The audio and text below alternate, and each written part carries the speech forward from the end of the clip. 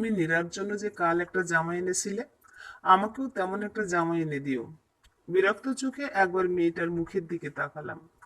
মাত্র অফিস থেকে এসে ফ্যানের নিচে বসেছি, তার মধ্যেই এসে ঢং শুরু করেছে। আমি ধমক দিয়ে বললাম, ওকে এনে দিয়েছি বলে তোকেও দিতে হবে? হিংসুটে তো ভালোই হয়েছিস। মেয়েটার চোখ দুটো ছলছল করে উঠল, মুখটা নিচু করে বলল, না মানে বাবা, আমার যে দুটো জামা আছে সেগুলো ছিঁড়ে গেছে, আর পরা যাচ্ছে না। কালকে নীরার জামাটা বেশ ভালো লেগেছিল, তাই আর কি। আচ্ছা, যা এখন। কালকে আসার সময় ফুটপাত থেকে একটা নিয়ে আসবো নে। কানের কাছে আর ঘ্যান ঘ্যান করিস না। চলে গেল মেয়েটা। আমি আবারও বালিশে হেলান দিয়ে বসলাম। আমার প্রথম ঘরের মেয়ে আঁচল। আঁচলের মায়ের সঙ্গে আমার বিয়েটা হয়েছিল পারিবারিকভাবেই। দেখতে সাধারণ একটা মেয়ে ছিল চারুলতা, তবে মায়াবী ছিল খুব। সব দিকে সমান খেয়াল রাখতো। বিয়ের 2 বছর পর আঁচল জন্ম নিল। আমার আর চারুলতার খুব আদরের মেয়ে। কিন্তু আঁচলের কপাল মন্দ। ওর জন্মের 3 বছর পরই হার্ট অ্যাটাকে মারা গেল চারুলতা। আমি হতাশায় নিমজ্জিত হয়ে গেলাম পুরোপুরি। সংসারের কিছুতেই মন ছিল না। গ্রাম থেকে মা এসে পড়ল। আসার পর থেকেই আর একটা বিয়ের জন্য চাপ দিতে লাগলো। প্রথম প্রথম আমি নাকচ করলেও পরবর্তীতে মনে হলো, সত্যি সংসারে একজন নারীর প্রয়োজন। নারী ছাড়া ঘর হয় না। আবার ছোট মেয়েটাকে একা রেখে অফিসে বা কিভাবে যাই? অতপর 6 মাস পর আমি পুনরায় বিয়ে করি। নিশিতা আমার দ্বিতীয় স্ত্রী। বিয়ের প্রথম দিকে নিশিতা আঁচলকে আদর করলেও আস্তে আস্তে অবহেলা করা শুরু করে। আমি তখন প্রতিবাদ করলেও নিশিতা প্রেগনেন্ট হওয়ার পর আর কিছুই বলেনি। নীরা হওয়ার পর প্রায় ভুলেই গেছি আঁচল নামের আরেকটা মেয়েও আমার আছে। আমি জানি নিশিতা আঁচলকে দিয়ে ঘরের সব কাজ করায়, কখনো বা একবেলা খাবার দেয় না। আমি এ নিয়ে তেমন কিছু বলি না। বললে নিশিতা ক্ষেপে যায়। কি দরকার অযথা ওই মেয়েটার জন্য নিজের বউয়ের সঙ্গে ঝামেলা করা? খেয়ে দিয়ে ব্যাগ নিয়ে অফিসের পথে যাত্রা করাই আমার দৈনন্দিন রুটিন। অনেক অন্যায় অবিচার চোখের সামনে ঘটতে দেখলেও আমি এড়িয়েই যাই সুন্দর করে। এই যেমন সেদিন আমি টিভি দেখতে ড্রয়িং রুমে বসেছি, এমন সময় হঠাৎ দেখি নীরা একটা কাঁচের প্লেট ভেঙে ফেলেছে।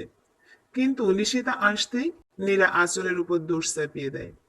নিশিতা আঁচলের চুলের মুঠি ধরে 4-5টা থাপ্পড় দেয়। আমি একবার আগ বাড়িয়ে বললাম, আহা, মেরো না, ভুল হতেই পারে।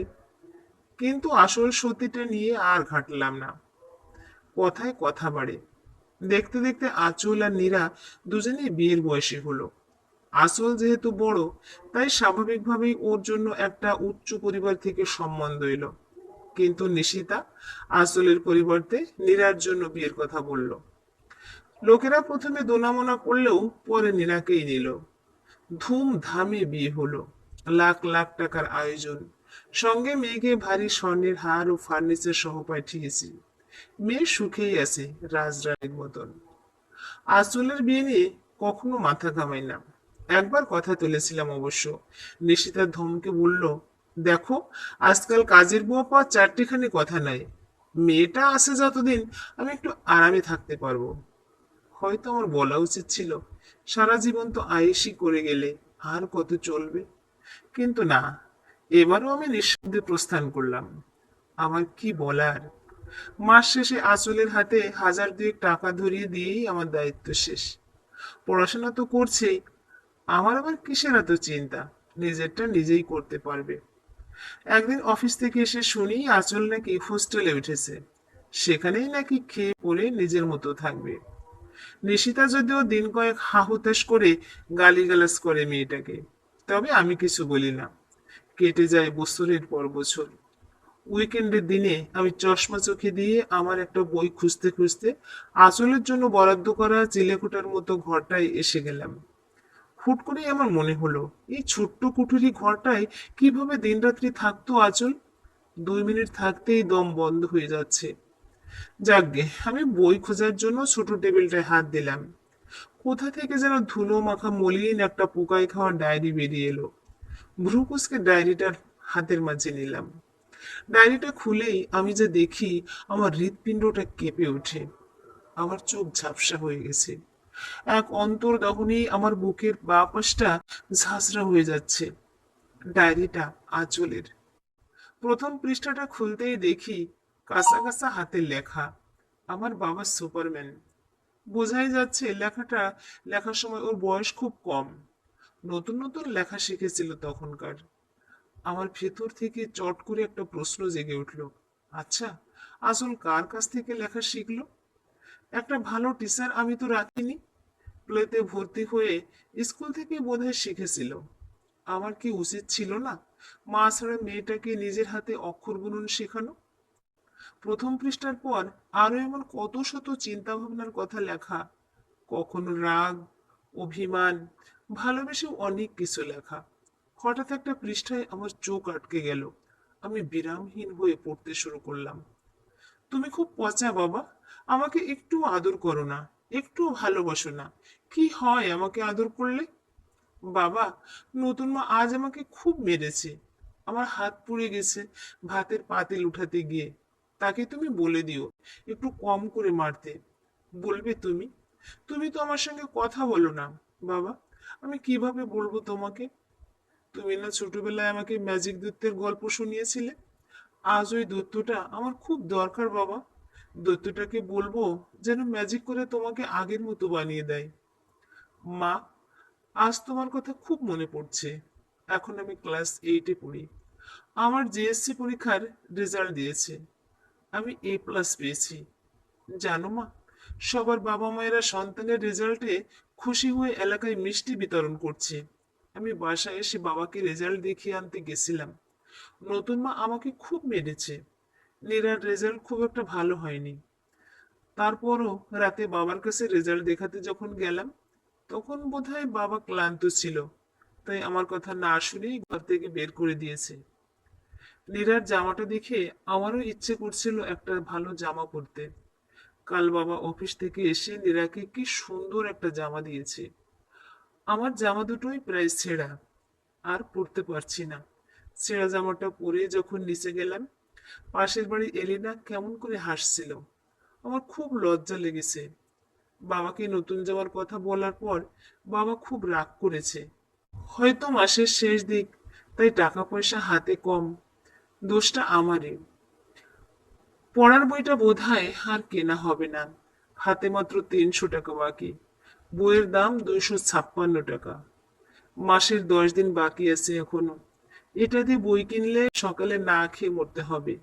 ক্যান্টিনের পাশে সিঙ্গাড়া খেয়ে পেটে অসহ্য রকমের ব্যথা করে, কিন্তু ক্ষুধার তাড়নায় জোর করে খেতে হয়। বাড়িতে তো আমার জন্য খাবারের বড্ড অভাব। এলাকার কয়েকটা মাস্তান ছেলে রোজ ডিস্টার্ব করছে। আজ আমার গায়েও হাত দিয়েছে। চিৎকার করে মানুষ জড়ো করেছিলাম বলে আমাকে হুমকি দিয়েছে। আমাকে কয়েকদিন পরেই মেরে ফেলবে। হয়তো ওরাও টের পেয়েছে আমার বাবা থাকলেও মাথার উপর বাবার ছায়া নেই। আমাকে বাঁচাও বাবা, বাঁচাও প্লিজ।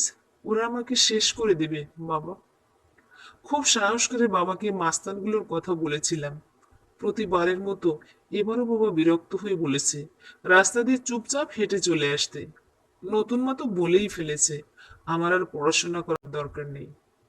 হা, আজ খুব করে একবার বলতে ইচ্ছে করে, বাবা, তুমি আমার জন্মদাতা ঠিকই, তবে আদর্শ বাবা হতে পারোনি। জন্ম দিলেই হয়তো বাবা হওয়া যায় না। ভালো থেকো বাবা। দোয়া করি আমার হাহাকারের প্রতিধ্বনিগুলো তোমার কানে কখনো না লাগুক, তোমার বিবেকেও না জাগুক। কারণ বিবেকের দংশনে পুড়িয়ে ছারকার হয়ে যাবে তুমি। বুকে ছুরিকাঘাতের মধ্যে লাগবে। বেঁচে থাকবে শুধু এক মুঠো অনুতাপ। ডায়েরিটা হাতে নিয়ে আমি ধপ করে মাটিতে বসে পড়লাম। সারা জীবন ব্যাংকের হিসাব নিকাশ মিলিয়ে জীবনের খাতাটায় জিরো রয়ে গেছে। আসলেই তো মেয়েটার কোনো দায়িত্বই আমি পালন করিনি। দৌড়সাই করে মেয়েটাকে বহু দূরে সরিয়ে রেখেছিলাম। বুকের ভিতরে এক অসহ্য যন্ত্রণা আমাকে ছিঁড়ে খুঁড়ে খেতে লাগলো। বুকে হাত চেপে ডায়েরিটা নিয়ে অজ্ঞান হয়ে গেলাম। সেদিনের পর থেকে বিছানায় শয্যাশয়ী আমি। ডায়েরিটার দিকে যখন তাকাই, তখন মনে হয় কেউ চোখে আঙুল দিয়ে আমাকে আমার অপরাধগুলো দেখিয়ে দিচ্ছে। সত্যি, এই বিবেকের দংশন আমাকে শেষ করছে ধীরে ধীরে। কিন্তু আমি যে আমার কত দায়িত্ব অবহেলা করেছি, কত কষ্ট দিয়েছি, এসব আমাকে ভালো থাকতে দেয় না। মৃত্যুর অপেক্ষায় দিন গুনি আমি। প্রতিটা প্রহর কাটে আমার ওই মেয়েটার আর্ত চিৎকার অনুভব করে। খুব ইচ্ছে করে একটাবার মেয়েটাকে দেখতে, বুকে জড়িয়ে বলতে ইচ্ছে করে, পরিমা, তোমার বাবা সত্যি আগের মতো হয়ে গেছে। এখন আর সে তোমাকে বকবে না, বিরক্ত হবে না, খুব আদর করবে। পাপিষ্ঠির দোয়া পূরণ হয় না হয়তো, রাতের পর রাত কাটে, তবু মেয়েটা যে আসে না। কেনই বা আসবে? মেয়েটা যাওয়ার মেয়েটা যাওয়ার সময় আমি কি একটিবার আটকে ছিলাম? হায়, অনুতাপ হয় আমার, এক আকাশ সমান অনুতাপ। চিৎকার চেঁচামেচির আওয়াজ শুনতে পাচ্ছি। নিশিতা আহাজারি করে কাঁদছে। নীরাকে শ্বশুরবাড়ির লোকেরা অত্যাচার করে নাকি রোজ। আহা, পাপের বিনাশ বুঝি এভাবেই হয়। সময় খুব বেশি নেই আমার হাতে। মৃত্যুর স্বাদ আমাকে ভোগ করতে হবে শীঘ্রই। আমি নিভু নিভু চোখে তাকালাম, চমকে উঠলাম। ইস, আঁচল এসেছে। আমার শেষ ইচ্ছে ছিল মেয়েটাকে একবার দেখব। শুনেছি আঁচল নাকি এখন ম্যাজিস্ট্রেট হয়েছে। আমার ঘোলা চোখ দুটো বুজে আসছে। চোখ বন্ধ করতে দেখি, এ কি, চারুলতা, কি সুন্দর লাগছে। আমি হাত বাড়িয়ে ছুতে নিলাম। চারুলতা বলছে, আমাকে তুমি কথা দিয়েছিলে ওর খেয়াল রাখবে, তুমি রাখোনি, তুমি বেইমান।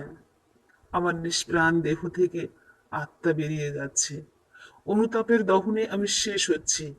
কানের কাছে কে যেন তখন কেঁদে কেঁদে বলছে, বাবা, বাবা, আমাকে আদর করবে না? প্রিয় ভিউয়ার্স, এতক্ষণ সাথে থেকে গল্পটা শোনার জন্য অশেষ ধন্যবাদ। গল্পটা ভালো লাগলে একটা লাইক, কমেন্টস ও শেয়ার করতে পারেন।